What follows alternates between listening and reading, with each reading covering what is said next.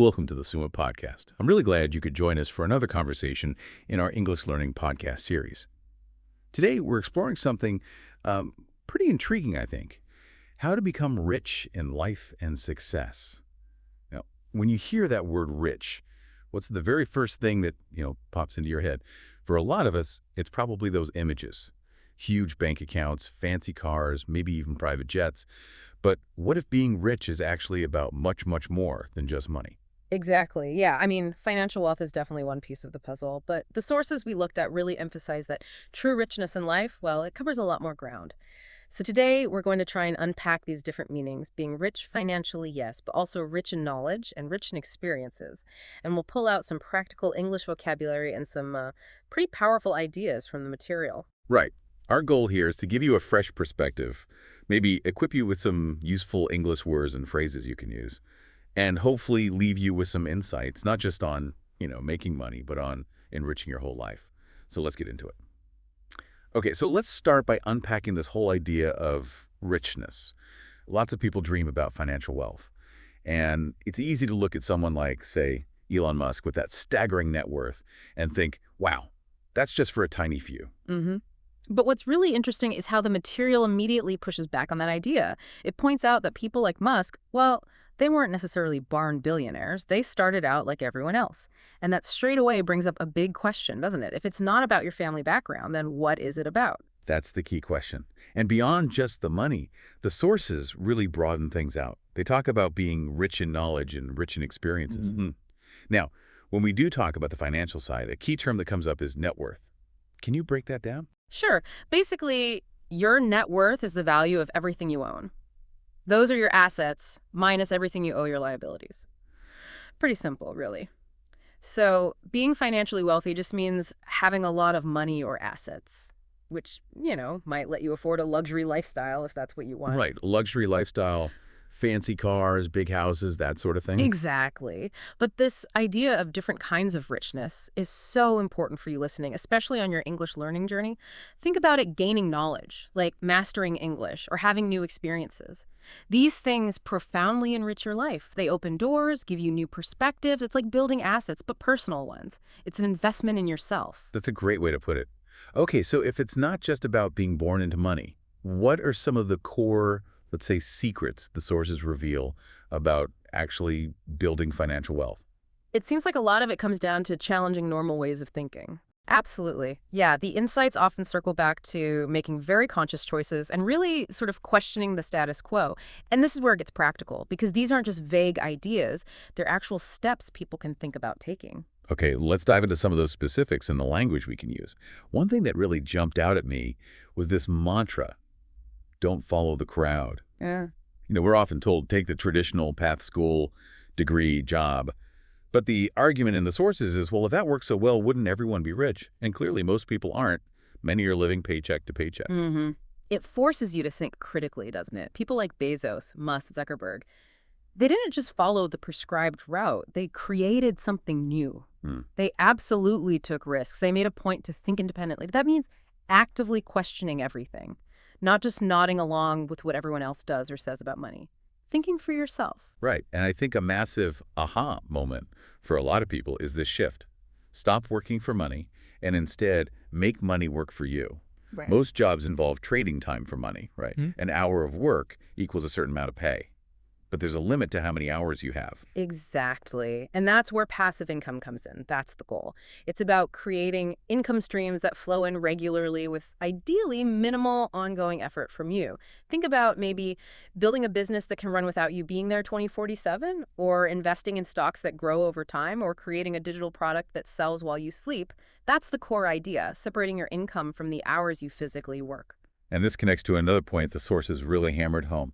Doing everything yourself is a trap. Instead, successful people understand the power of delegation. Yes. They build a team, they hire experts, they focus their own energy on what they are uniquely good at. And this ties directly into the concept of leverage. Leverage is a big one. In finance, it often means using borrowed money, but here it's broader. It's using other people's money, yes, but also their time, their skills, their network, anything to multiply your results. Think about automation, using technology, using AI. That's all leverage too, doing more with less direct input from you. Okay, and fundamental to all this seems to be understanding assets versus liabilities. Can you just nail that down for us simply? Absolutely. Think of it this way. Assets put money in your pocket. Think rental properties bringing in rent, stocks paying dividends, a profitable business generating cash flow. Liabilities, on the other hand, take money out of your pocket. Car loans, credit card debt, maybe that fancy gadget you pay for monthly. The sources are really clear. Rich people focus on acquiring assets, things that generate passive income. Poorer people, often without realizing it, tend to acquire liabilities, sometimes even thinking they're assets, like buying a brand new car that just loses value. That makes sense. No, investing, especially the stock market. Uh-huh. A lot of people see it as just gambling, right? Too risky. And the sources basically say that's a lie the rich tell the poor, or maybe just a common misunderstanding.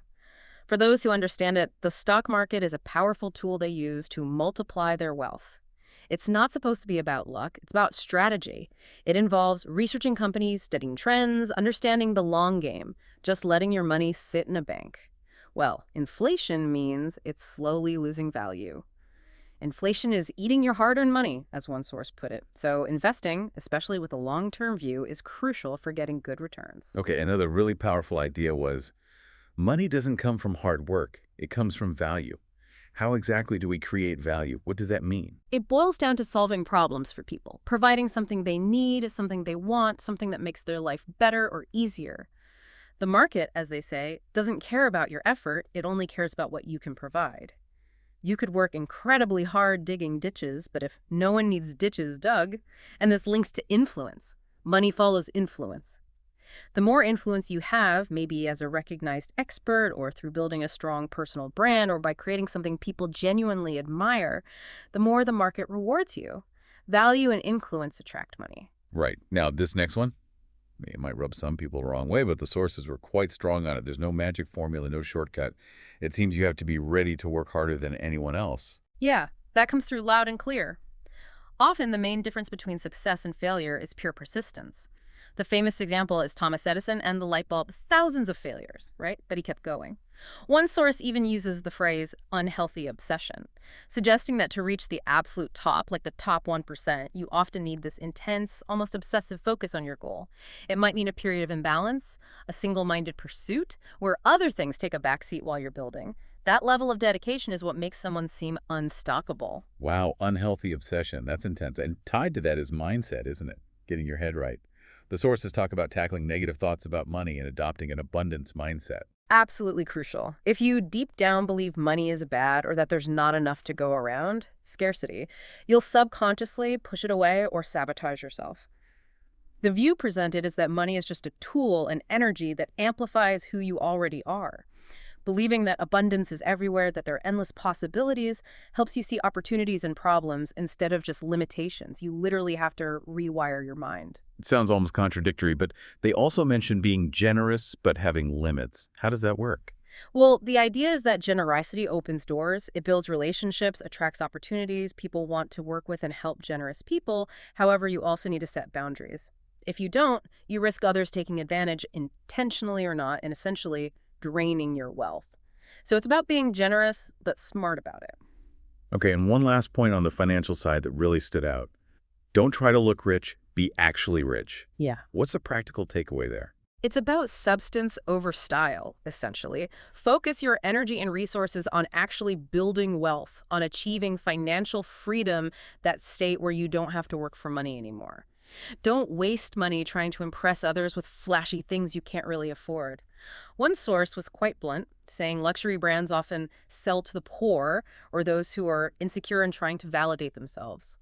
True wealth isn't about showing off. It's about security, options, and avoiding that kind of financial self-sabotage. Okay, we spent a lot of time on the financial side, which is huge, obviously. But this conversation isn't just about money.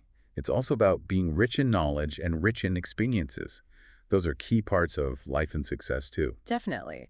And these other forms of richness, they often complement financial success, but they're also incredibly valuable in their own right. Especially, I think, for anyone learning English or pursuing personal growth, let's explore those a bit. Great. So being rich in knowledge. A key idea seems to be constantly feed your brain with a diverse range of ideas. The sources mentioned Bill Gates reading, 50 books a year, Yeah. and not just about tech. Right. That practice of seeking diverse inputs, reading widely, exploring different fields, it helps you think creatively. It allows you to make connections others might miss, to spot patterns, to innovate. And for you listening, this is directly applicable to your English learning. Don't just study grammar.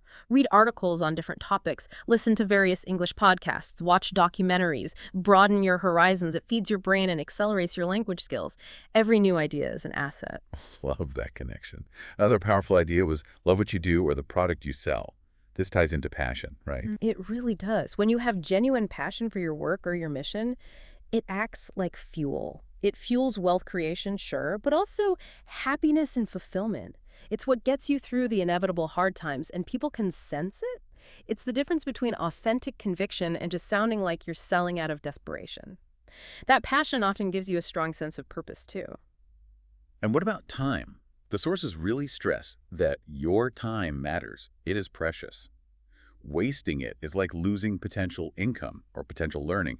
It links to time management. Huge point. One person shared how when they were focused on building wealth, their content diet, what they consumed in their free discretionary time, was like 90% focused on that goal, Right. like how to get rich. Only after reaching a certain level did they allow themselves more side quests, like learning hobbies. It shows how priorities and even your mental bandwidth might need to shift dramatically during intense growth phases. Maybe that perfect work-life balance everyone talked about is something you achieve after hitting a major goal, not necessarily during the hardest part of the climb. That's a challenging thought. Finally, they also mentioned having a plan B, or even better, multiple streams of income. Don't put all your eggs in one basket, basically. Yeah. And again, this isn't just about money, though it certainly helps financially. It's about resilience. Life throws curveballs. Having backup income sources, whether it's investments, a side business, maybe some freelancing, gives you stability and options if your main source is disrupted. It's a reminder that while passion is great, we also need to be realistic and build a solid foundation. Diversify your risks, just like you might diversify your investments or your learning methods. Wow, what a journey through these ideas. We've covered financial wealth, yes, but also being rich in knowledge and rich in experiences. And to really bring it home for your English learning, try thinking of every new word you learn as a small asset you're acquiring. Every conversation you have in English, that's an investment in your skills, building your fluency portfolio. Every article you read, every show you watch in English, that's expanding your knowledge base, broadening your horizons, and it all requires that same persistence and dedication we talked about. It's a cumulative process. That's a fantastic analogy. We really hope this conversation has not only boosted your English vocabulary, but also maybe giving you a wider, more holistic perspective on what being truly rich can mean. So thinking about everything we've discussed, what does this all mean for you? We've looked at wealth as money, as knowledge, as deep life experiences, all based on the material shared. And it seems clear from these sources that achieving any big goal, financial, intellectual, experiential, usually takes enormous dedication, intense focus, and, sometimes a willingness to go against the grain. So for you, our listener on the English Learning Podcast, we really encourage you to take a moment and reflect. What does being rich truly mean to you? Is your primary goal fluency in English? Is it understanding a new culture deeply? Achieving financial independence? Maybe it's a mix of all of these. And here's maybe a provocative thought to leave you with, building on that unhealthy obsession idea. Considering everything we've touched on today, what positive obsession, what deep dedication are you willing to cultivate in your life right now to achieve your personal definition of richness, whether that's in your bank account, your brain, or your life's adventures? That's a great question to ponder. We'd love for you to practice your English by thinking about, maybe even writing down your own definition of being rich. Thank you so much for joining us on Fluent Podcast's English Learning Podcast today. We'll be back soon with another conversation.